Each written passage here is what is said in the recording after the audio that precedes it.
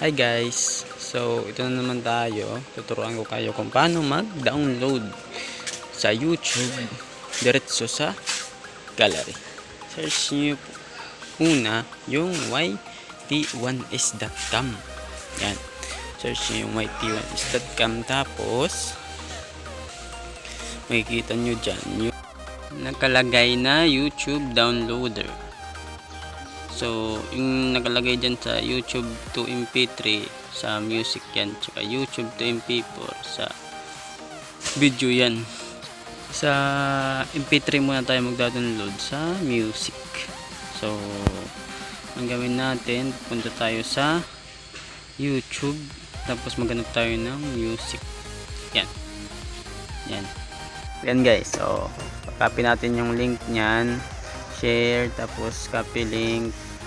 Tapos punta tayo dun sa Chrome again, tapos i-paste natin dyan yung kinapi natin na link, tapos convert MP3, tapos click nyo yung get link. Yan, tapos click nyo yung download.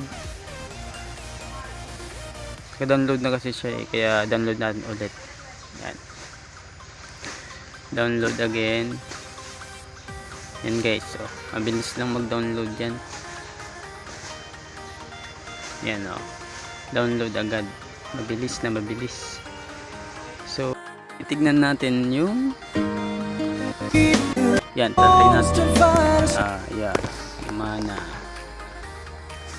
So na-download na natin yung MP3. So doon naman tayo sa video. Download naman natin yung video. Punta ulit tayo sa Chrome. Ipipaste na naman natin yung same na link para sa video naman niya, kasi sa music yung kanina.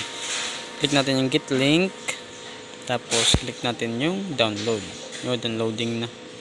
So hintay lang tayo. Mabilis lang ito mag-download eh. So ayan, download agad.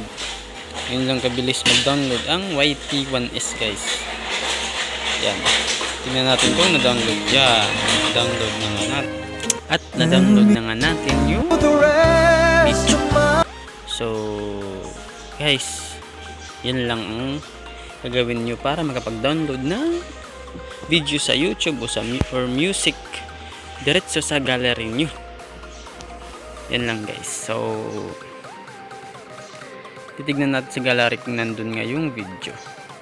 Ayan, nandyan yung video guys. So legit nga to, kaya hindi nyo na kailangan mag-download sa iba. Kaya thank you guys, bye bye.